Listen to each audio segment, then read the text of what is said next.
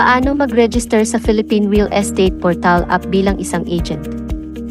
I-search at i-download ang Philippine Real Estate Portal sa Play Store at App Store. Buksan ang app at pindutin ang arrow sa ibaba upang ma-next ang page. Pindutin ito ng 2 beses. Ikaw ay mapupunta sa page na ito at pindutin ang Get Started. Kung wala ka pang account at nais mong gumawa ay pindutin ang Create New Account. Pumili ng bansa at pindutin ang Submit. Ikaw ay mapupunta sa Sign Up form. Piliin ang agent sa Choose Account Type at fill upan ang mga basic information.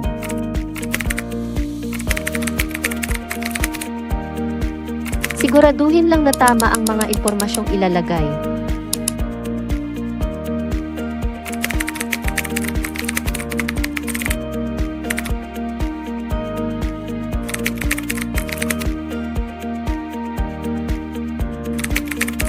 Sa pamamagitan ng pag-check sa box na ito ay ikaw ay sumasang-ayon sa mga tuntunin at patakaran sa privacy ng kumpanya.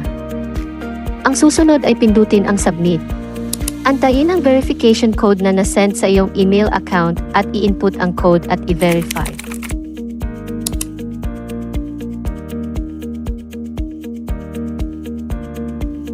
Paano mag-login sa Philippine Real Estate Portal app bilang isang agent? Ilagay ang iyong email at password. At ang panghuli ay pindutin lamang ang login.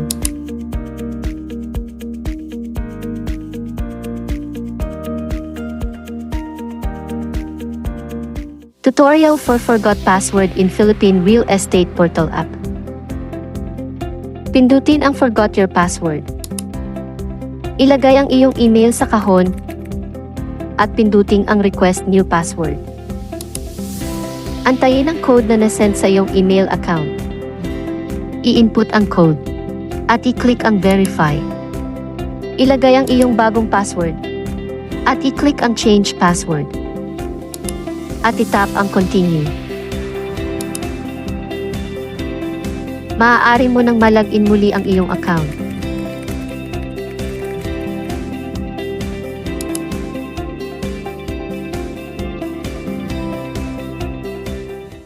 Tutorial for Add Property in Philippine Real Estate Portal app. I-login ang iyong agent account.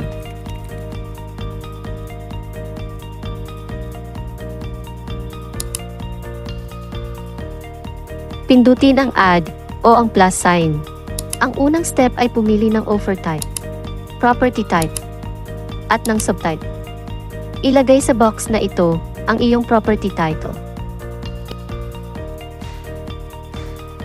Ilahad ang description ng iyong property.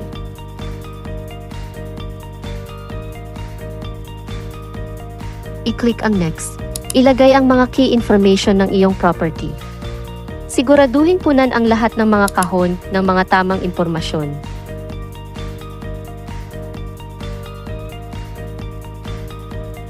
I-click ang Next. Tiyakin na may kasamang media ang 4 na ito.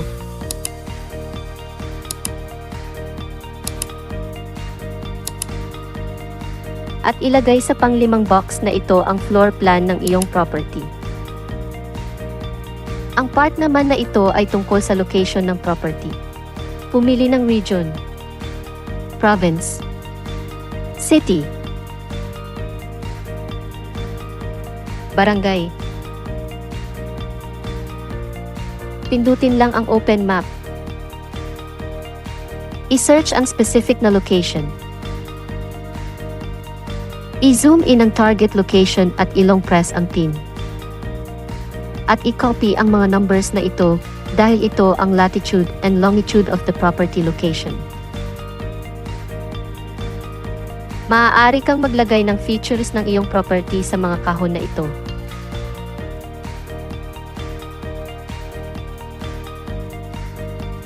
At ang panghuli ay i-click ang Submit.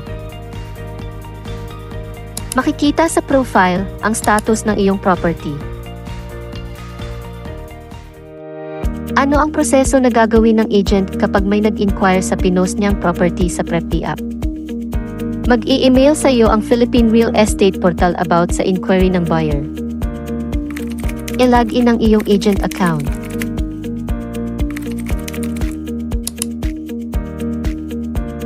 Pindutin ang icon na ito.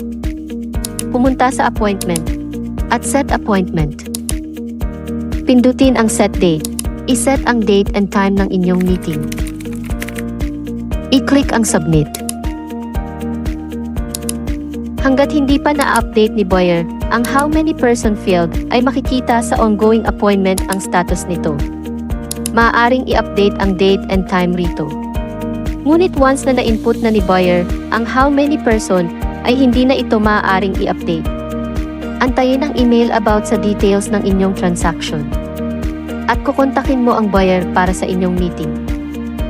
Once na na-settle at napagkasunduan na bibilhin ang property, pumunta sa booking status. I-click ang pangalan. I-approved ang iyong booking status. At kukontakin mong muli ang buyer para sa finalization ng kanyang pagbili sa inyong property. Kapag nabenta mo na ang inyong property, pumunta sa ongoing transaction. I-click ang buyer's name. Dito makikita ang information ng property.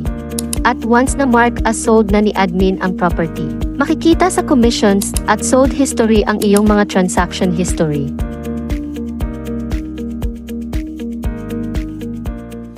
Ano ang proseso na gagawin ng agent kung may gustong bumili sa pinost ni ang property sa Preply app? Mag-i-email sa iyo ang Philippine Real Estate Portal tungkol sa information ng buyer. I-login ang iyong agent account.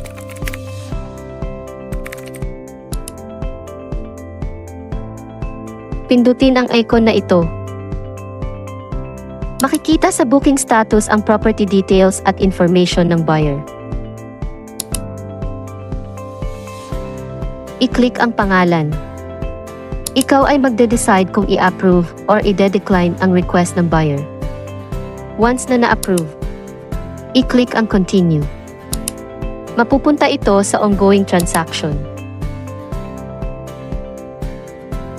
Ang susunod ay kukontakin mo ang buyer para sa inyong meeting. At depende sa inyong pag-uusap ang susunod na hakbang. Makikita ang details ng property at buyer sa ongoing transaction at once na in-approved at na-mark as sold na ni admin.